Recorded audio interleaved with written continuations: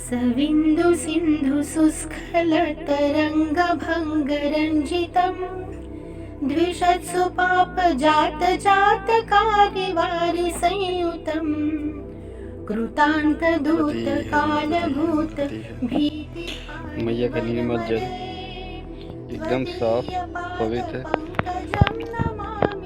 इसे पिएंगे तो जो दूध असर माँ के दूध पीने पे मिलता है वही यहाँ इसमें भी मिलेगा। वही शक्ति, ऊर्जा, वही चमक, वही सब कुछ जो माँ के दूध पीने से बच्चों को मिलता है वही ये जल पीने वालों को भी मिलता है। ये जल नहीं है, अमृत है, औषधि है, माँ का दूध है, बहुत ही ज़्यादा गुणकारी है। ये सिर्फ केवल जल नहीं है, सिर्फ H2O नहीं है, ये माँ की कृपा है जो धरती वासियों को मिली हुई है। इसका उपयोग अच्छे से, आनंद से, पवित्रता से जितना हम करेंगे उतना ही हम निरोगी होंगे, अधिक आयु वाले हो जाएंगे, स्वस्थ रहेंगे, बहुत सुंदर जीवन जिएंगे। माँ की कृपा प्राप्त करने के लिए ही उन्होंने ये जल रूप में विराजमान है। और मुझे बड़ी खुशी है कि मैं बहुत लंबे समय से मैया के किनारे हूँ, मैया के जल का सेवन कर रहा हूँ। मुझे बहुत आनंद आ रहा है। अब स्थिति ऐसी हो गई है कि मुझे सिर्फ मैया का जल ही स्वाद आता है पीने में। अगर किसी हैंडपम्प या कुएँ या कहीं नल का पीता हूँ तो मुझे वो अच्छा नहीं लगता। पीना मजबूरी होती है, इसलिए पीता हूँ। जैसे छोटा बच्चा को माँ का ही दूध अच्छा लगता है, मगर मजबूरी में उसे बहुत कुछ खाना पड़ता है, गाय का भी दूध पीना पड़ता है, फल कुछ खाते भी रहना पड़ता है, मगर उसका जो मोह होता है वो माँ के दूध में ही होता है।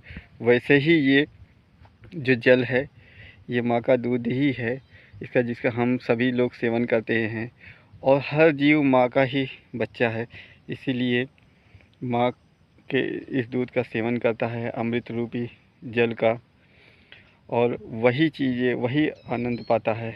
तो वैसे ही मोह मुझे भी इस जल से है कि ये मिलता है तो फिर मैं और कहीं का जल नहीं पीता हूँ, सिर्फ मैया नर्मदा मैया का ही जल पीता हूँ।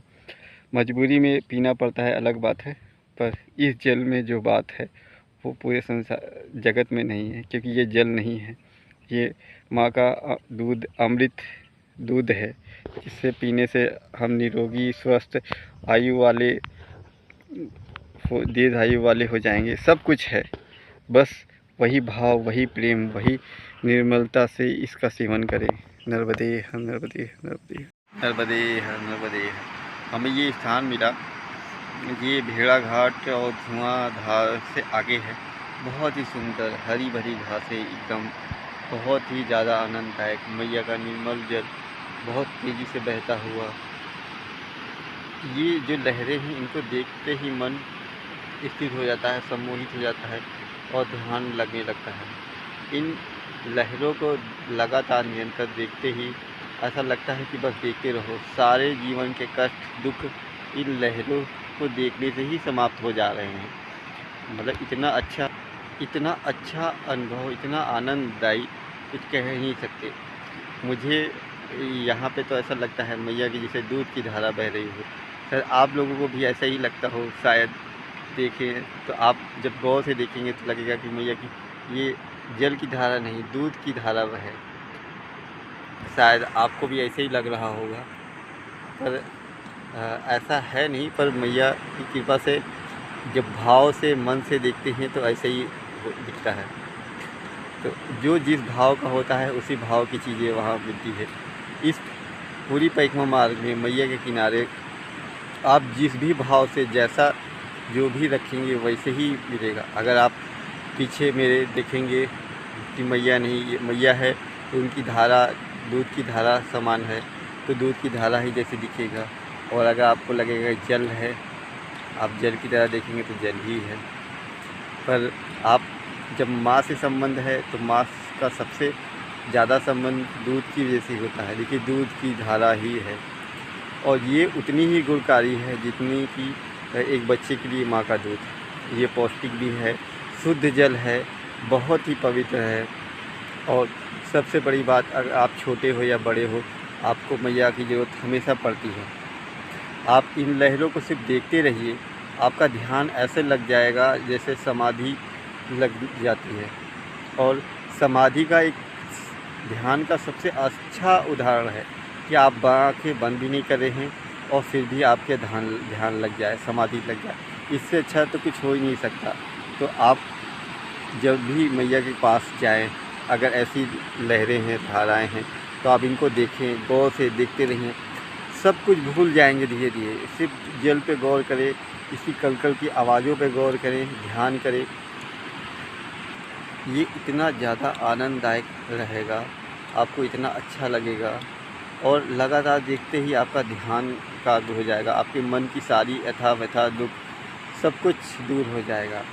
कहते हैं मैया के दर्शन ही काफ़ी होते हैं, तो मैया के दर्शन वास्तव में ही काफ़ी होते हैं। जब आप लगातार ध्यान देके मैया के धारा को, जल को निहारेंगे, देखेंगे, तो आपके सारे दुख दर्द दूर हो जाएंगे। क्योंकि दुख दर्द है तभी तक है जब आप उनको याद करते रहते हैं। जब याद नहीं करते तो आप उनको कैसे दुख दर्द याद ही नहीं है। तो जब आप लगातार धारा देखते हैं तो आपका ध्यान वहाँ आकर्षित हो जाता है और आपके सारे दुख दर्द दूर हो जाते हैं। और अगर शारीरिक दर्द है, मैया में स्नान करिए, आपको इतना आनंद आएगा, सारे कष्ट दुख दर्द दूर हो जाएंगे। मैया का शीतल ठंडा जल आपके सारे कष्टों को हल देगा। ऐसा खुद का भी अनुभव है और मैया का भी, सारे परिक्रमा वासियों का अनुभव है। सब यही कहते हैं, आप कितना भी थके हो, आप एक बार मैया में स्नान कर लीजिए।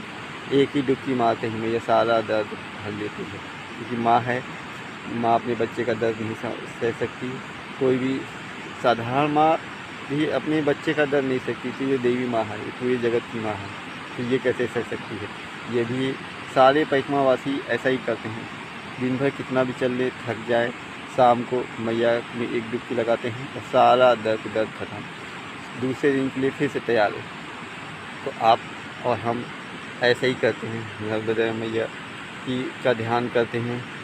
अगर आप दूर भी हैं तो इस आवाज़ का ध्यान करें, इस आँख बंद करें, ये कल्पना करें कि हम मैया के तट के किनारे हैं, ध्वनि पे ध्यान दें और वहीं पे पहुंच जाएंगे और वैसे ही आनंद पाएंगे जैसे आप मैया के किनारे अभी मैं पा रहा हूँ। नर्मदे नर्मदे नर्मदे।